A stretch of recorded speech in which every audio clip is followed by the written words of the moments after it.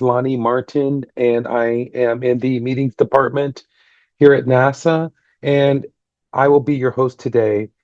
We first thank the NASA board level Senior Issues Committee for putting together these series of webcasts, this being the first of a series of webcasts. Before we get started, we've scheduled about 60 minutes for today. Please type your questions into the Q&A and the moderator will get back to you. If you have any technical issues, please type those into the chat and we'll be happy to respond to you directly. Please avoid asking or disclosing any confidential or privileged information during our webcast. Also, the views expressed by speakers on our webcast are their own and do not represent the views of NASA, their organizations, unless specifically so stated. Well, thank you very much. I will now turn it over to the moderator, Amanda Senn. Thank you, Lonnie, and thanks, NASA, for hosting us today. As Lonnie mentioned, this is brought to you by NASA's Board Level Seniors Committee, and we have a slide for them because they do a lot of work in the background. Lonnie, if you can pull up that first slide.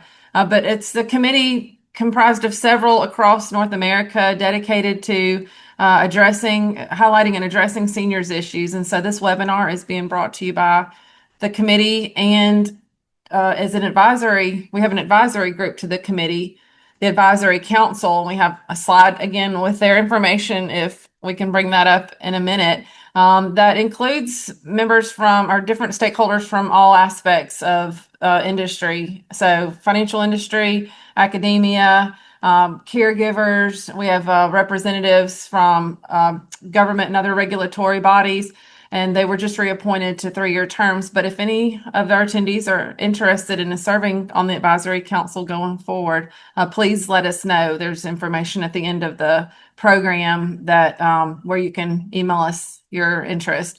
So here's our Senior Issues Committee. Special thanks to all of these guys. They work hard. And then if you'll flip forward, Lonnie, so we can highlight our advisory council as well.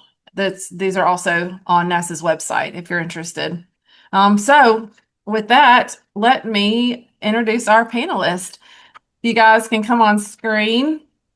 This was a panel that we held in Alabama.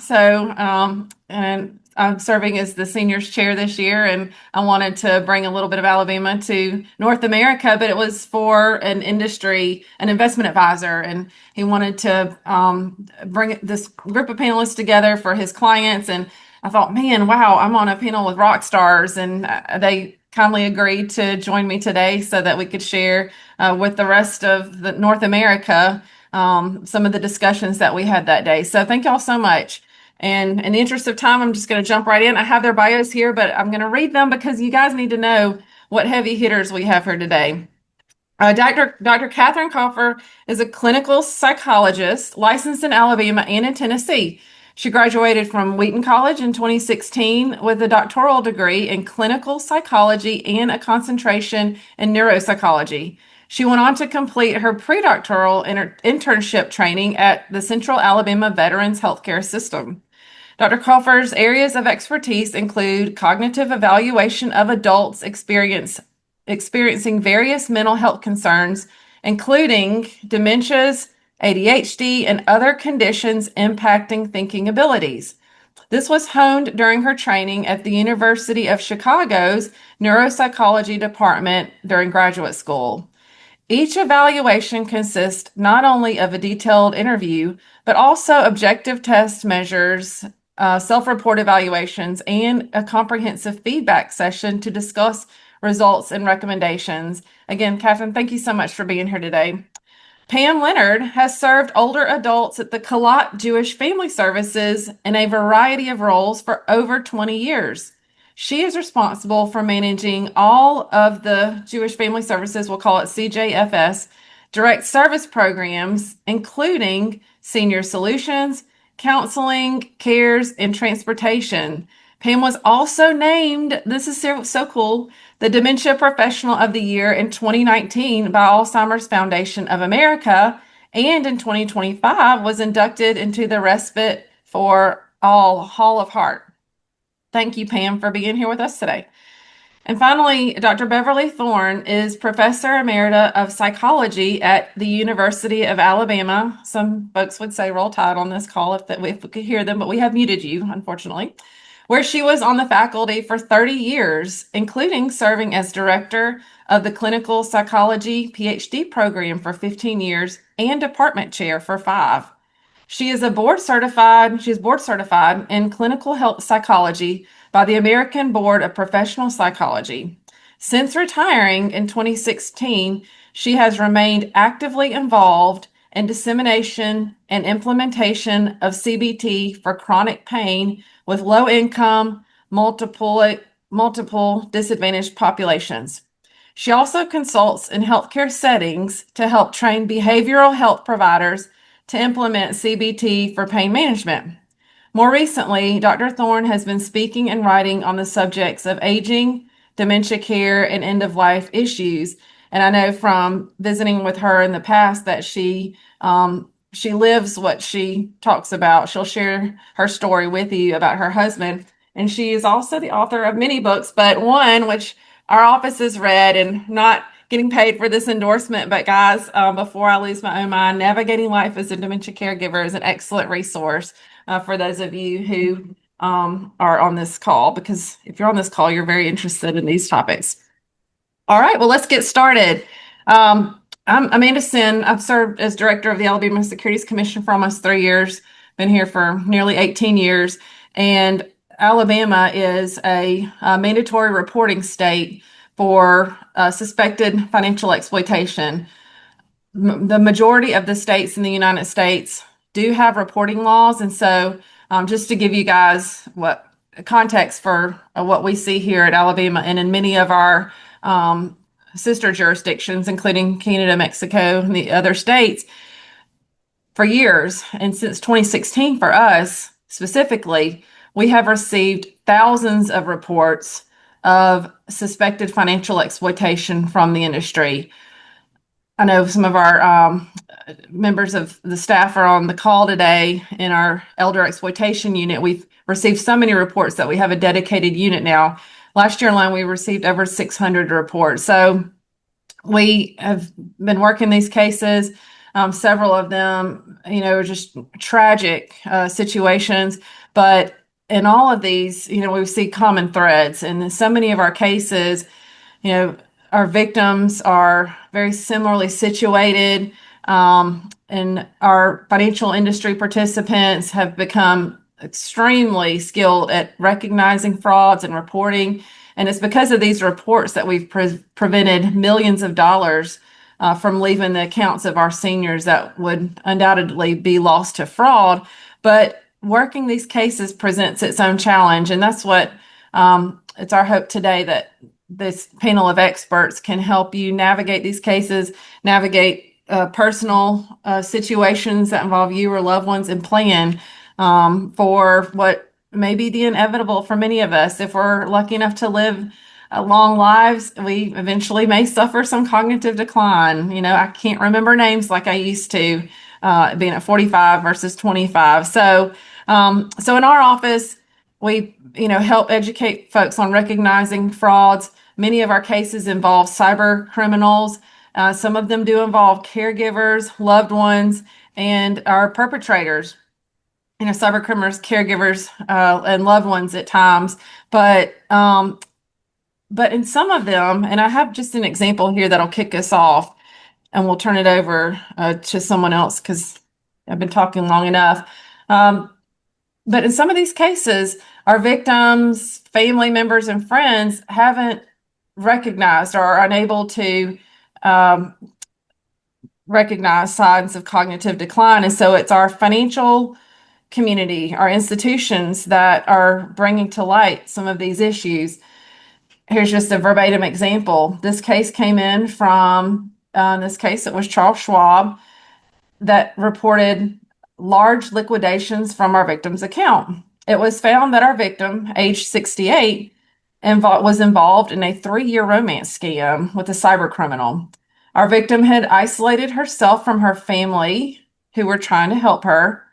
and the victim believed that she was helping her online fiance record new music. This person was according to the victim, trained musician, very popular. The victim took an early retirement from her company to work on this relationship, this online romance. And after the case was brought to our attention, we notified a trusted contact. The trusted contact happened to be the son. He got involved. The victim became angry at her son, and things have been very challenging since. The problem was the son never recognized signs of cognitive decline, but the financial account showed otherwise. So, Katherine, we'll start with you. And I know my colleagues will share this frustration. Is there a difference between, financial capacity and mental capacity? Are there different types of capacities that our attendees need to be aware of? Yeah, and that's a great point. And I think it makes this conversation challenging at times because different professionals may be referring to different things as they have these discussions. Capacity is a medical and legal term, which is always getting those two in the same room together can be a challenge in and of itself. So when we're trying to come to an agreement, it can be tricky, but it's a medical and legal term that refers to a person's ability to make decisions about their own life and care. So we have medical capacity, like the ability to make decisions about healthcare that one wishes to receive or not. We have capacity for relevant here, financial capacity, the ability to, and even that has subcomponents, like the ability to manage one's checkbook is an element of financial capacity compared to the ability to manage complex accounts or make real estate deals or things along those lines. Those are very different ends of financial capacity. There's also testamentary capacity, like when making wills, contractual capacity to enter into contracts, donative capacity to make donations to groups and people. And so it can become very complex very quickly. In general, regardless of what kind of capacity we're talking about, we are looking for a person's ability to demonstrate 4 areas. They have understanding of what is happening, what the context and the situation is. They have appreciation for how the things being discussed will impact them. They have reasoning. This is where it gets tricky because we don't have to agree with their reasoning, but they have to have some kind of reasoning about how they are making their decision. And that final element is the ability to express their choice. So I think this often comes up because when we talk about capacity, we can cover so many different areas. An early case in my career dealt with this question of someone seeking to regain their financial capacity. They had been granted capacity in many elements and areas of their life to do and make decisions as they please, but they couldn't control their own funds. And they were petitioning the courts at this point to remove some of the coverage that was there. So there's evaluations that go into this, but ultimately it's often, at least in the financial area, a legal determination that the person is unable to make their decisions based on these 4 areas will often include the participation of multiple professionals and can be a really complicated question to answer just because the topic itself is challenging. That's a lot. And let me break it down just a little bit. So the different types of capacities, and this is what we struggle with, as prosecutors and investigators, if they show signs of, they have mental capacity, full faculties, they take care of themselves, they are still working, and, by all appearances, they've not suffered any cognitive decline. But on the other hand, with their financial decision making, it's terrible. It's not there. Their logic is nowhere to be found. And so, are there signs that at least friends and family that indicate maybe they were suffering in one area and excelling in other areas? Are there, how do we determine when we should start to get involved? So that for us in the financial arena, victims aren't losing money, that are needed for their long-term care. And I agree that it's really hard to catch early on, especially because so many of the signs can be very subtle. Right? And especially when we talk about finances, there's a lot of people who spend money in ways that I think are a little bit frivolous and silly, and they have capacity, I suppose. Yeah, I'll grant them that.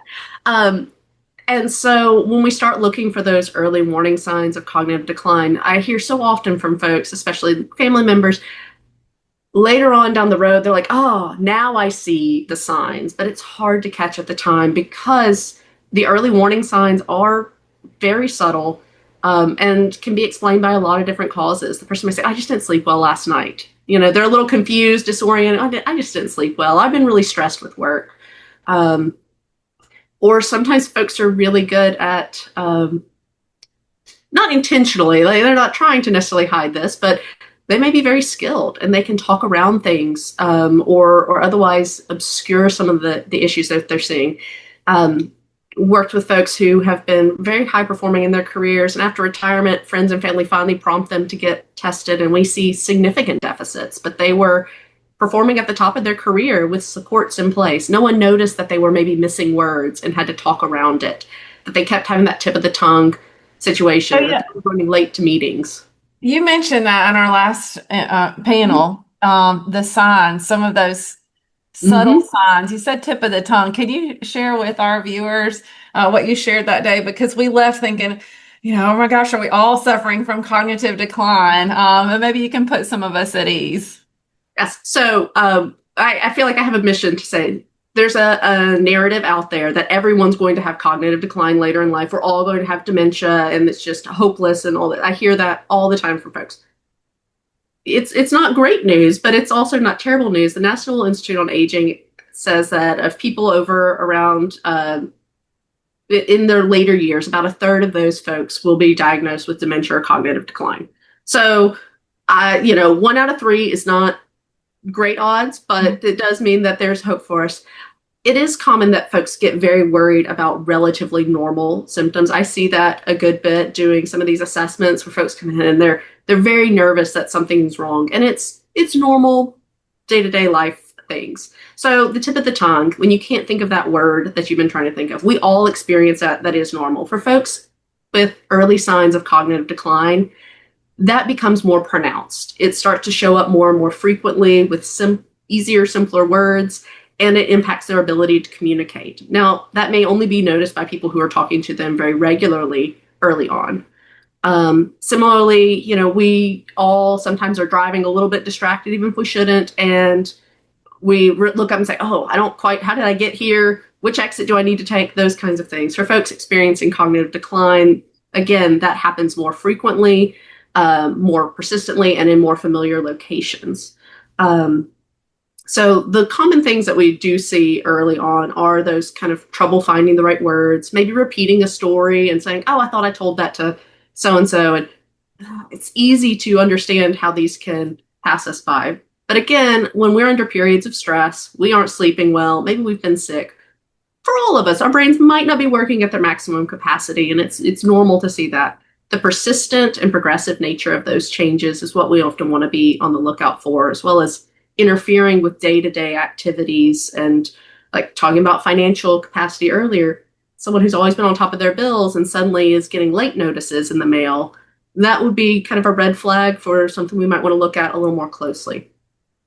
So for all of those stressed out attendees, ourselves included, we shouldn't worry if we have driven to the office 1,000 times and don't even remember the trip there. We're okay for now. But at least the 2/3 that aren't suffering cognitive decline hopefully can look out for the rest of us 1/3 when we are. So thank you, Katherine. I know I put you on the spot right out of the gate. But we kind of broke this panel down into 4 little areas: awareness, acceptance, protection, and support. So I'm going to segue into acceptance and turn it over to Beverly for a minute to share. Speaking of signs, she and her husband Walt, she lived with Walt, and he began suffering from dementia, and she was with him until the very end. Can you share your story, and then we'll talk about some of the challenges and the things that you guys had to do to accept, and cope with this diagnosis?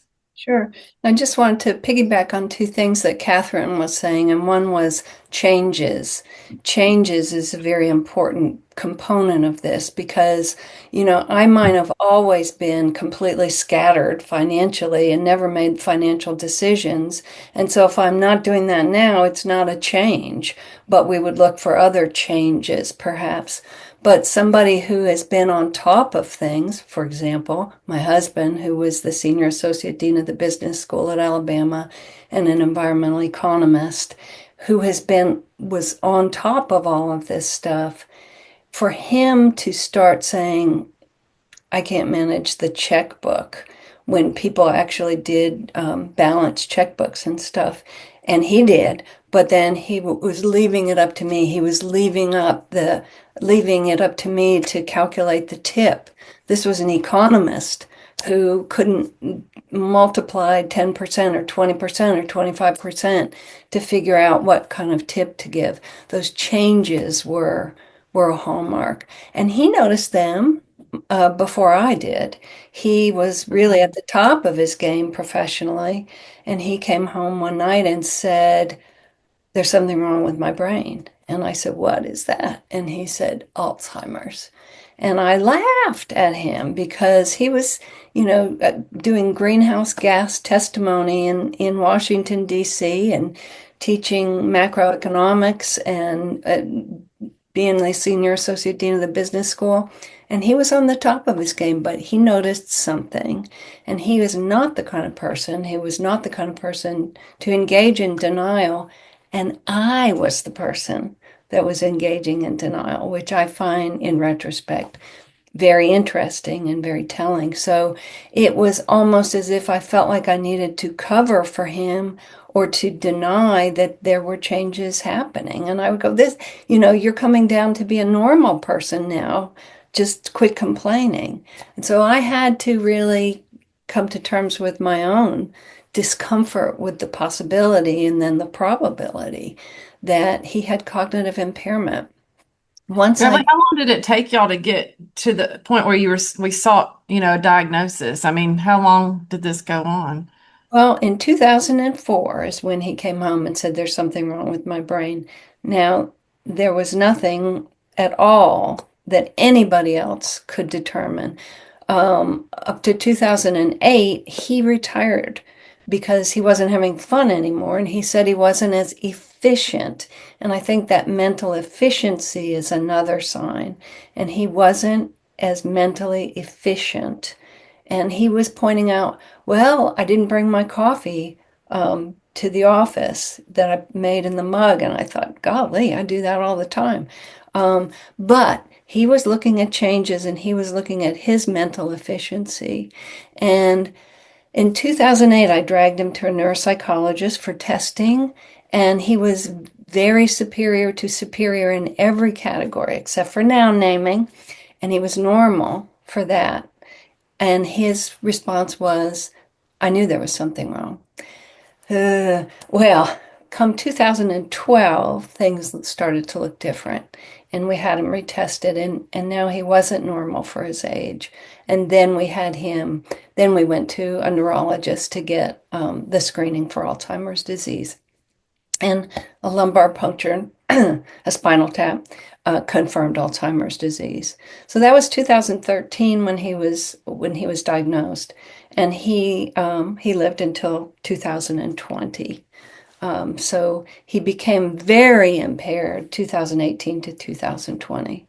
Luckily, before any of this time, when he was diagnosed, before any of the bad times, we found a financial planner, fiduciary financial planner.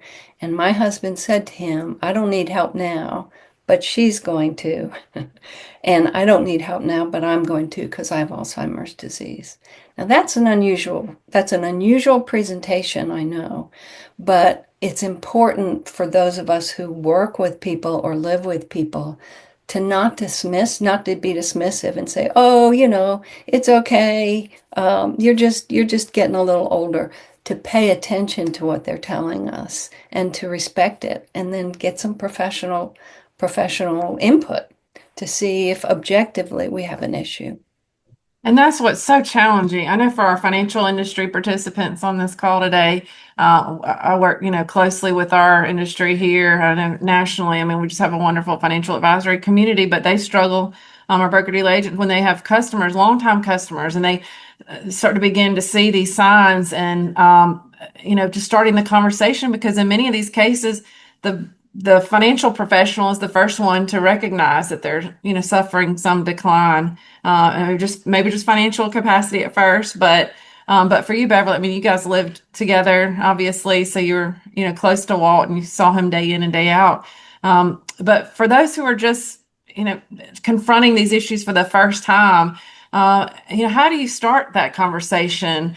For you, your husband was aware that he maybe having issues, so he was very helpful in that regard. But for others, any suggestions on how to start the conversation? And I'll let all panelists speak about this after we run through. Sure, because I think for financial advisors in any capacity, the ideal is to start early. The ideal is to start almost right when you develop a relationship, because they've hired you to protect their finances and to grow their finances, to grow their assets.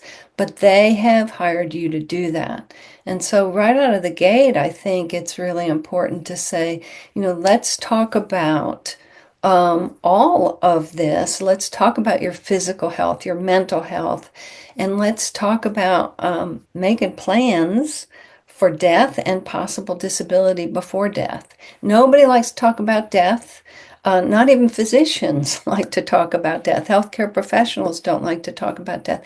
We tend to shy away from it.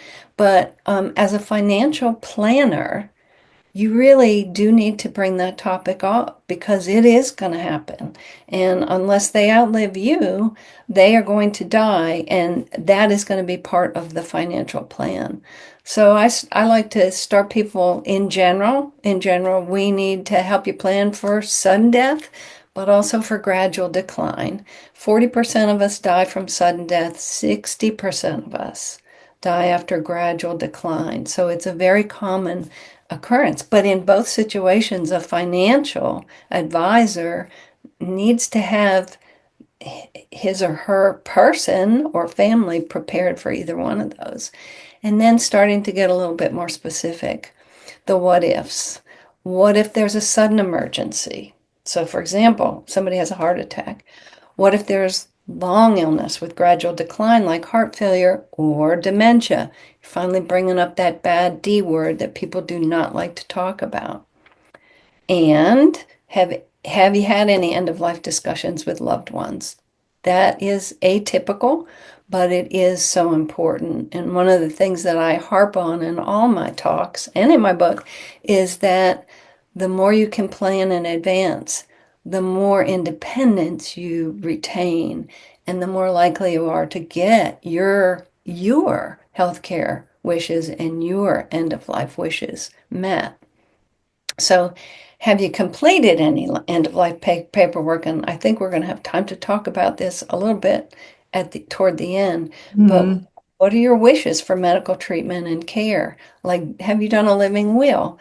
Now, 60% of us have done living wills, partly because they hammer that in hospitals now. But still, have you done a living will? Have you identified a POA, a power of attorney, loved ones who you want to handle those financial affairs? For your medical treatment, if you can't, and also for your financial issues if you cannot. So those are some of the questions that I suggest that you ask, and then we go into even more specific ones on the next slide. So Dr. Thorn came up with these fantastic do's and don'ts. Our seniors committee looked at them and said they were outstanding, and these will eventually be posted on our senior section on the website. And so I was thrilled to have this, because you get a script. I mean, this isn't actually a script that she put together. We have all these geniuses on this thing. So y'all take advantage of this. So this is the second part. We have 2 slides of do's and 1 of don'ts. And so Dr. Thorn, back to you. But yeah, I wanted everybody to know that this is a 1-page script, and we'll have this available for those on the call today. Great. So also Do you have any current health concerns? And all of these should be early in the relationship if possible. What are your health concerns? How should we help you handle those concerns? And do you have any concerns about changes in your thinking or memory? So now we're getting a little bit closer to issues of cognitive impairment. So, and you're normalizing the conversation. I think that's so important to normalize these conversations and to say, oh, well, we won't talk about death or end of life right now because we know you're not there. And we know you don't have dementia, so we're not going to talk about that. Talk about it now so that you can be helping them plan when you start to notice those things. So has anybody told you that they have some concerns about your health or your thinking or your memory? What were those concerns, and how would you like us to handle them, those concerns now and in the future? And then if we develop concerns about your medical health or regarding your thinking and memory, how do you want us to handle that? Who do you want us to talk to besides you? How do you want us to handle that? So you're setting them up and normalizing the conversation. And normalizing. We're not saying, all right, when you approach death, do these Correct. things. This is a very matter of fact, but softer script. Because And I know, the softer landing. we're all wearing two hats now. If you're in the financial industry, you're absolutely wearing two hats now. Absolutely. And there's a few don'ts then, and that's on the next slide, I believe. So if we look at the next, and then I'll ask Katherine and Pam if they have anything to add here. Here's our don't slide. So what I would suggest is not to wait to have those conversations until a concern arises, because you're hired to help plan. And that's different from you're not hired to, well, we want you to respond to concerns as well, but you're not just hired to respond to concerns, you're hired to help plan. So don't assume that a client is considered any of this. And if you've gotten to the point where you have a loved one with some cognitive impairment meeting with you, with a loved one, don't speak over the client with the cognitive impairment, because they've got still plenty of time and plenty to say. There's a fairly long window of opportunity where people do maintain their capacity to reason and to think and to be able to say, these are my wants, these are my wishes, this is what I don't want. And to be able to hear that, be an extra set of ears, because that's going to help you plan as well. So it's not just our financial industry, and I hope many of them are listening. We talk about these issues all the time, but for family as well, friends. Many of our victims have recently lost a spouse. Their kids are grown or they don't have children, so they're living alone. So friends as well. I know we'll talk to the Dementia Professional of the Year, Pam. In your job, you're constantly working with families, patients, et cetera. Any tips or, words of advice for those who are either asking your guidance on helping a family member or the ones suffering from cognitive decline? Most of the time I'm being approached on how to bring up the subject. And so, I was working with a family and I had to coach the son who was having some conversation about his dad's finances. And he could tell that the dad didn't have a good understanding of the finances. And so we talked about him kind of falling on his own sword and saying, you know what, I struggle with understanding this, Dad.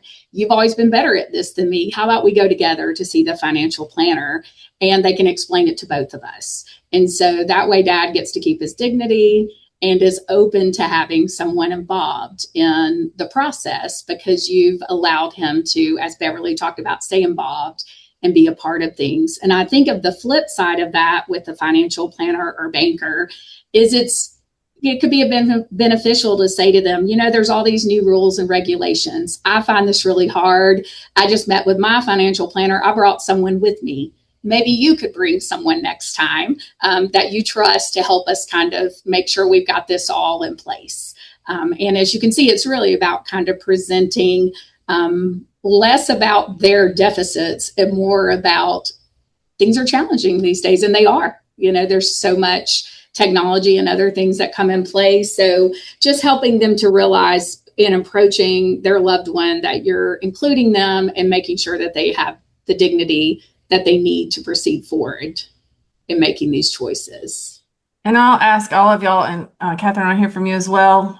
Some of our colleagues have asked questions. Will slides be available? Yes, we'll make them available. We'll fix the typo on the last one. And then Lynn, you've asked, someone with a family history on both sides, Alzheimer's and dementia. Lynn's already started the process of preparing, identifying. Her question is, do you have tips for bringing the family on board? In many of our cases, our victims get angry with their kids, and they don't want to confront these issues head on. But any tips for bringing the patient and getting them on board with this plan? You're saying bringing the family on board or bringing the patient on board? The family, when you have just to say, my mother, started suffering cognitive decline. And in some of our cases, if it's the mother, the kids, she's getting angry with the kids if they mention it. But if in the case of my mom, bringing us, me and my sister and my dad on board and helping my mom with this planning process. I mean, any tips, or if they are already kind of angry about it and frustrated. And feeling guilty because they're not that involved. And so they weigh in inappropriately at times. Yeah.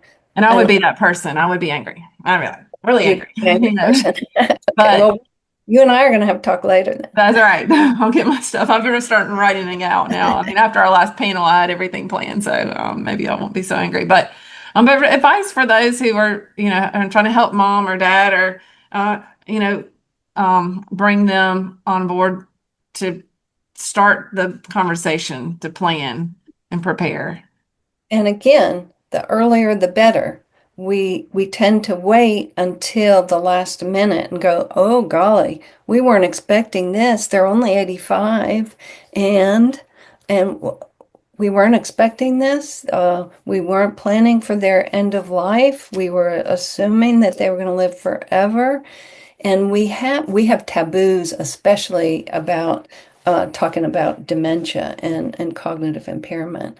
So I'm a big believer in literature and getting people Tough love, Beverly, you're tough love. But yes. But it's been interesting to me. I've had several people who have read my book who then gave it to their siblings and said, you've got to read this. We don't have a problem now, but we can expect that we're going to have some kind of end of life issue. And we've got to talk about this. And again, it's normalizing the conversation about something that is societally a taboo. Death, serious illness, end of life issues, and dementia. Societally, those are all taboos, but we do so much better coping wise if we have those conversations. But what if they're kicking and screaming? I mean, in the case of my mom, I'm not suffering any cognitive decline. Like, at what point do you start getting pretty forceful and direct with your loved ones? And do you drag them in kicking and screaming and answer these questions, or do we bribe them? I mean, they're helpful tips about how to be sensitive to the patient, but also, with the expectation that they help participate in this planning process.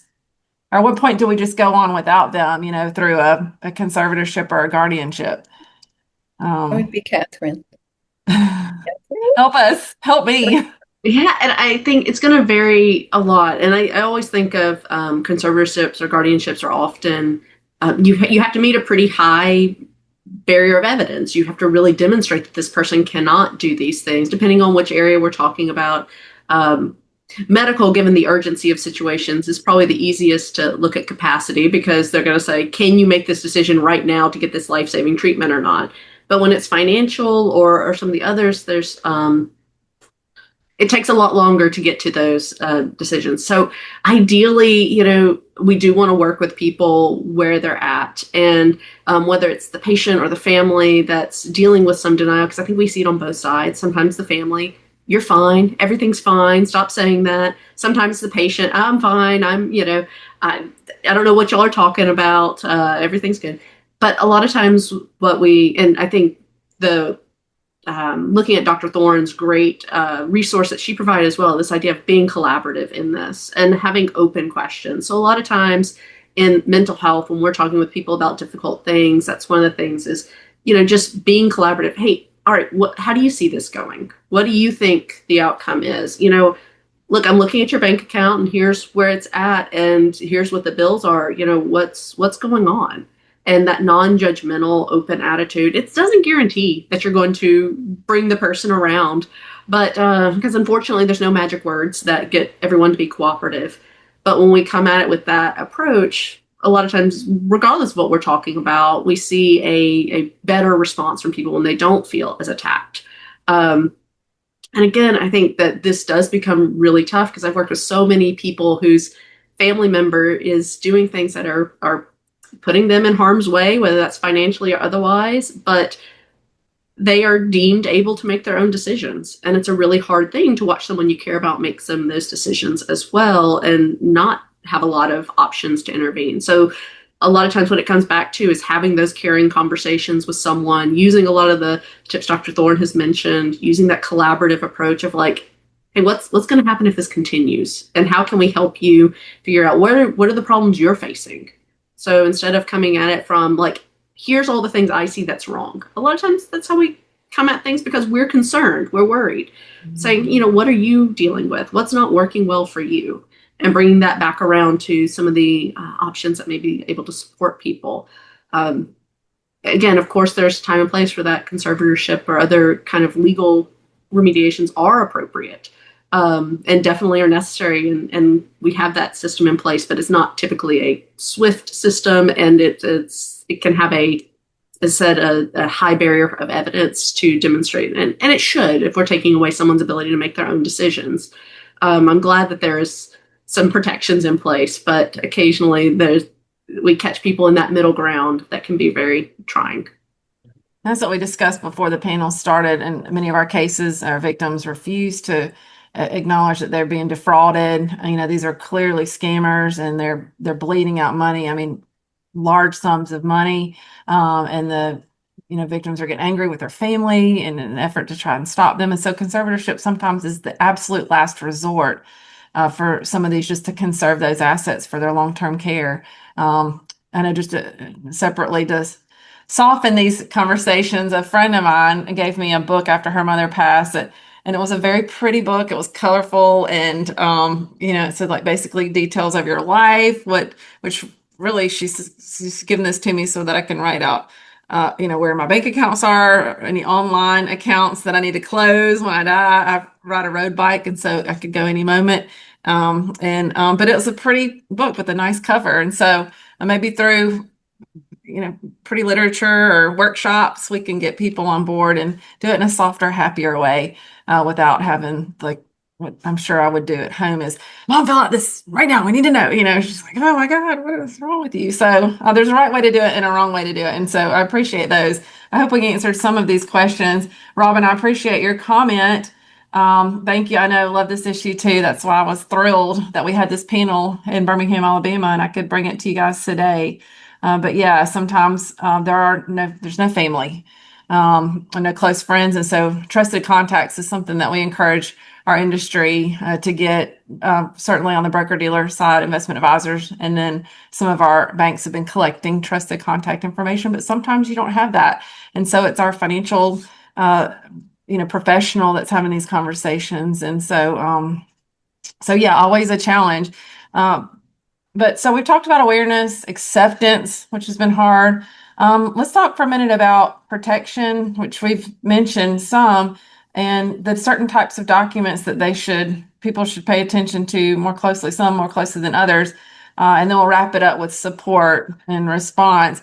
Protection, you mentioned power of attorney, other financial safeguards, trusted contacts I just mentioned. We encourage our financial institution to collect those. And those are not individuals that have access to these accounts, but rather someone that the victim trusts, or the client at the time trusts, to help them should an issue arise. Should they find themselves in a situation where they may be defrauded for what we do. But what about a power of attorney? Should people have these documents in place well in advance when we discuss planning? Should they wait until the first signs of cognitive decline appear, or is there an appropriate time to go ahead and start planning and put these safeguards in place? Yeah, I wouldn't wait. I would not advise to wait. And it's not just durable power of attorney, it's healthcare power of attorney. You don't know, Amanda, when you're going to have a road bike crash and not be able to speak for yourself. Been And there. if you can't speak for yourself, whatever you wanted is going to go out the window when you get to the ED because well, first of all, in an emergency, they're going to save your life no matter what. But let's say you're 85 and you've been basically bedridden with dementia for years, and you get taken to the emergency department, and um, there's no healthcare power of attorney, and there's no living will.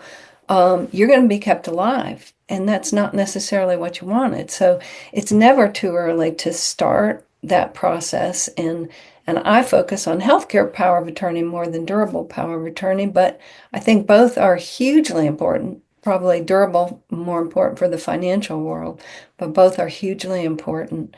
And and having not just one, but a backup. A lot of people don't stop with just, a lot of people do stop with just one, but having a backup because the just one may have already died or the just one may not be available during your healthcare emergency. And at later life, if you're one of these 60% of us who drag on, at later life, we're going to have a number of healthcare emergencies. Somebody's going to have to be speaking for that person and have the legal authority to do it. And speaking of legal authority, something that never even occurred to me, but that is to make sure that they're on all the HIPAA forms as well, the healthcare power of attorneys, because otherwise the doctors can refuse to speak to you right when you're saying, "Look, I'm the power of attorney. I know what they want. I know what they didn't want." Well, you're not on the HIPAA form, so. So should our, not everybody has an attorney, family attorney or a family, financial planner or an accountant, who should bring this to their attention? I mean, I know as physicians, you guys see patients all the time. I'm sure y'all are presenting them with these forms. Or Pam, do y'all have any recommendations about who should ensure that people are thinking about these, protections and safeguards going forward? I love that you brought up some people can't afford that, right? But a lot of times through our area agency on aging, there'll be a component of those legal services. And that's usually, throughout the United States. So they often can lead you to the people who are doing those services, oftentimes for free for people who are older and need that help. So I think it's important to refer people in those directions. I love what Beverly said about having a backup because I have caregivers coming to me who their POA is the person who's been diagnosed with dementia. And so, you have to rethink it at different times of your life. And so it's important if you've thought from the beginning to have a backup, you don't have to go back and repeat that process once the person you've named can no longer make those decisions for you. Hey, I just mentioned December 16th is Healthcare Decision Making Reconsideration or Re-upping Day. It's right after tax day because there's nothing guaranteed except for death and taxes. So excuse me, did I say December? April 16th. April 16th, we're supposed to be reconsidering all of this stuff anyway. And that's getting a little bit more press now, but yeah, reconsidering and re-upping, but you don't need an attorney for a healthcare power of attorney. You don't need an attorney for a living will. And in fact, there's 5wishes.org, which is one very easy, user-friendly website that I suggest to people to get them started, 5wishes.org. And 5Wishes leads you through the questions about, well, if you're not able to speak for yourself, who do you want to speak for you? And if this happens to you, how do you want this treatment to go? And it goes further than that. It asks about end of life care, and it asks about after your death care. So it's a package, and it costs a very tiny little bit of money, and it's legal as a living will in most states. It's printable. You can fill it out by hand, or you can keep the document on file. So that's an easy one. But I love the Area Agency on Aging's help, and they often have attorneys doing workshops and free free documentation as well. We'll have a slide that lists the resources at the end. We have a question here. So if the person is in denial, is there a way to go around them, maybe to a family member, just to make sure that nothing, bad happens as a result of their diagnosis or eventual diagnosis? If they don't have a power of attorney, or is it just out of your control? So in a lot of our cases, and I know where this person's coming from, with trusted contact, we know that our victim, again, we discussed this before, the panel is in denial, but they're bleeding money. I mean, all of their retirement assets, and it's clearly a fraud, and everybody would know it's a fraud, except this person just cannot recognize that they're, being defrauded. I mean, could be a Nigerian prince. Literally, the person's told, I'm a Nigerian prince and I need millions of dollars. And so, is there a way to kind of go around them outside of I guess a conservatorship for us would be the last resort, but a way to help this person deplete the accounts? I know, and Dr. Cofer, we talked about this briefly, and I know, it's their money, but, are there any suggestions, advice? And this one is an issue that comes up very frequently in our line of work. And I think the kind of the takeaway, and as I said, we all have our ways we spend our money and invest or don't, or how we take those approaches, and it gets really tricky. One of the things I think that's always, we touched on this briefly in our kind of pre-call, that's so tough is balancing autonomy and safety and protection. Oftentimes those go hand in hand, and it's wonderful. But at least in the mental health field, one of the things we talk about is often like, when do we have to step in and limit someone's autonomy? And we want to be very, very cautious about that, because that's a big deal. That's if you think about someone coming at you and saying like, hey, I'm taking the credit card because I don't like the way you're spending your money. Most of us are going to be kind of up in arms about that, understandably so.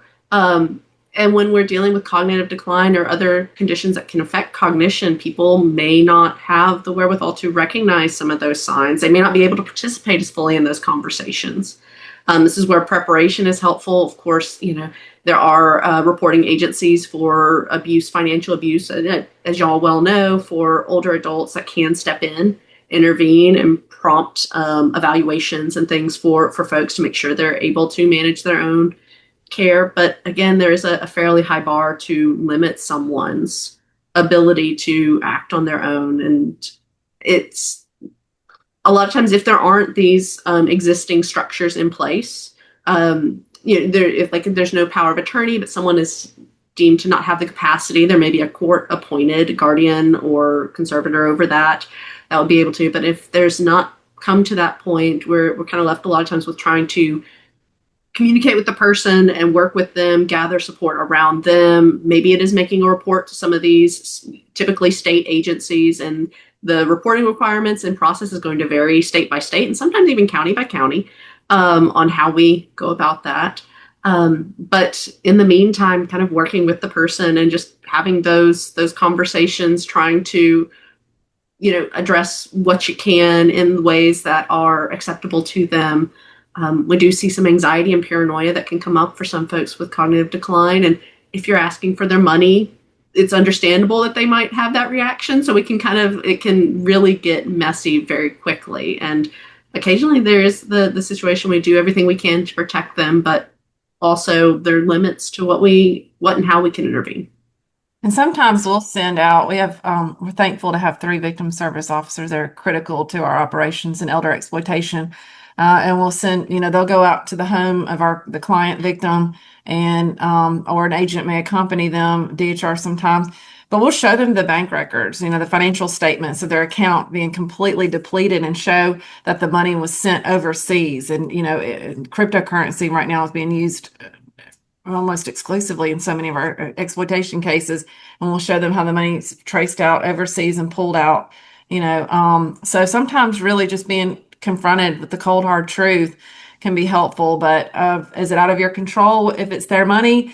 It's challenging, very challenging. And we've had to seek conservatorships or assist families in seeking conservatorships for some when the loved one's literally depleting every cent they have for their care.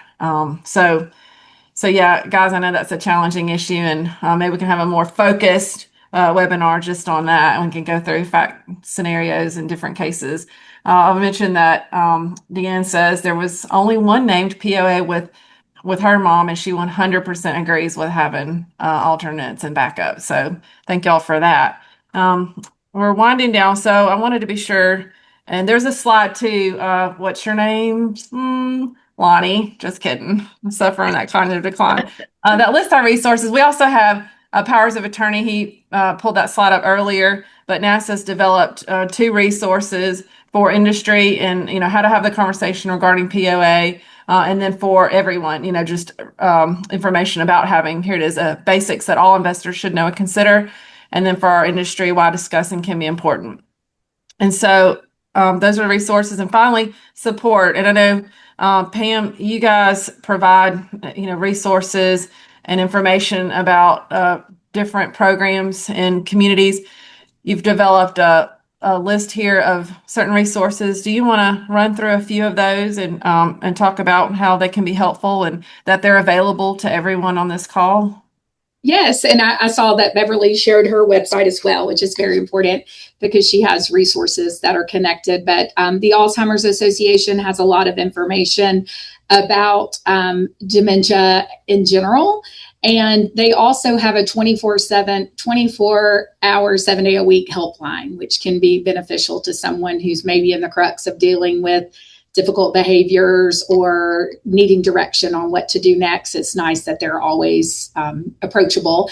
The Area Agency on Aging, we already talked about, nationwide, has programs that support caregivers. Some can even provide money for respite services and other things. The National Council on Aging also has a lot of educational resources that are helpful. And the Respite for All Foundation. So I work in a respite program that is for people in the early to mid stages of dementia. And it's rare that you're going to find people being served in that time frame. But it's also what we know is social interactions are so important. And the more we're connected to community and others, the less time that we have to be taken advantage of by being isolated and depending on these internet connections and those things. So they are nationwide, and you can go to that website and locate where the local respite resources are. And we've also got a couple, and we're not finished yet. I want to mention 2 more things. We got started a few minutes late, so we're going to take those minutes. But yeah, Debbie, you're right. We discussed these here in Alabama, the National Elder Fraud Hotline and AARP Fraud Watch, specifically for fraud, are 2 very good ones.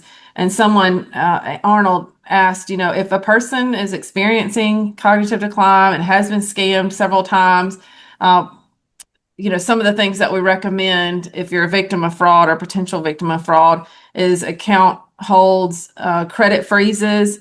I personally, professionally recommend a credit freeze. Certainly, Arnold, I have one on parent. My mom has a credit freeze, and so we recommend that here as long as they're not planning to buy a car, a house in the near future. Just remember to unfreeze it. Any other? Let me back up because I think this is important. Living with those with cognitive decline. We discussed this last time. I know you also shared to use routines, simple systems. Are there any tips about living with patients that can be ways we can be helpful to them, and also keep ourselves sane? And Pam, I think you mentioned some of these. I'll start with you. Yeah. So I learned from my caregivers, right? And most of the time they depend in the early stages on sticky notes, whiteboards to kind of explain what the routine is. And that's helpful to them. Then it gets to the point that that's not helpful. And so being able to evaluate what information is helpful and not stressful, right? So you ask, like, Amanda, you coming in with your to-do list if we got to accomplish these 10 things. One task, one subject at a time is really probably what is the easiest for them to be able to process and discuss. And we practice that in our respite programs. Giving someone 3 things to do at once is overwhelming and stressful. So just realizing the importance of routine, and letting people know what's occurring. But if you find that is too much information, back off and just take one kind of task or subject at a time to discuss. I think is very helpful. Dr. Cofer, Beverly, do y'all have anything to add here? I know it doesn't just apply to those with cognitive decline. I have a chief deputy that only likes one task at a time. So without naming names, Steve. Well, and we're all different in that regard. Some of us are great, we think, at multitasking, and some of us really need that one task at a time. And it really probably doesn't have anything to do with cognitive decline. It has to do with our own personalities. And that just gets woven into however cognitive decline might present itself. But I wanted to mention a little bit about supporting the caregiver as well, because the caregiving role is years long, if not decades long, especially with cognitive impairment. And the caregivers face their own healthcare challenges because of the stress of caregiving.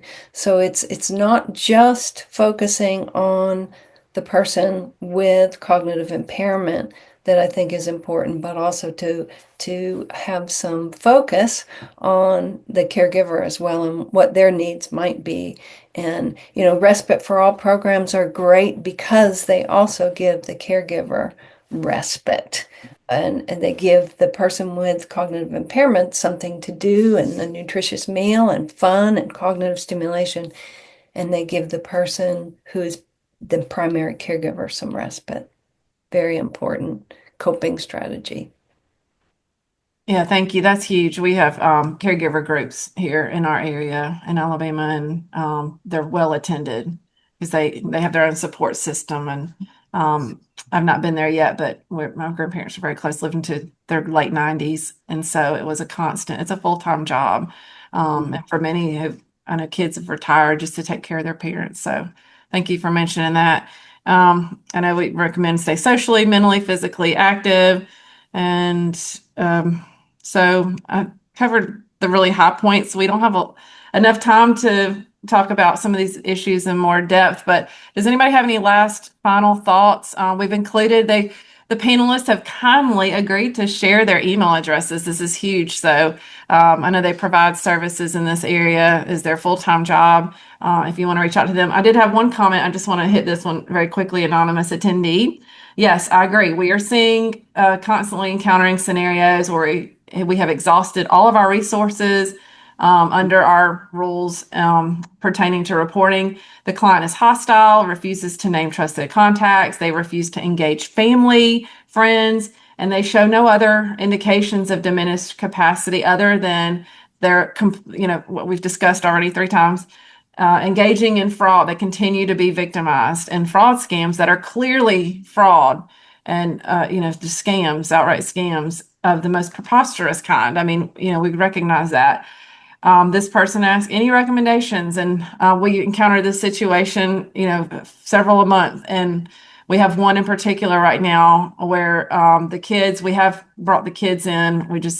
We tracked them down, and they're going to seek a conservatorship over this person because this person is going to put themselves in, they're going to have to turn to public welfare or move in with their family to take care of themselves because they are literally depleting their retirement accounts, and it's all being lost to fraud. And those are the situations that are most challenging, tragic, when the person refuses to allow any help and they're going to wind up impoverished.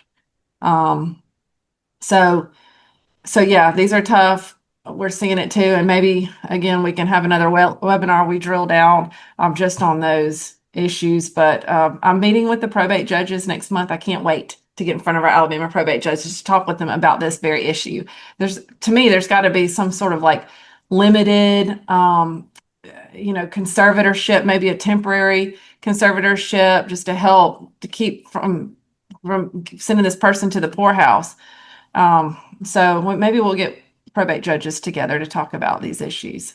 So stay tuned. But back to you guys. I can't thank y'all enough for taking your time you guys have extremely busy lives, but we really do appreciate y'all being here with us today and sharing this invaluable information. And again, to our attendees, we'll have the resources on NASA's website.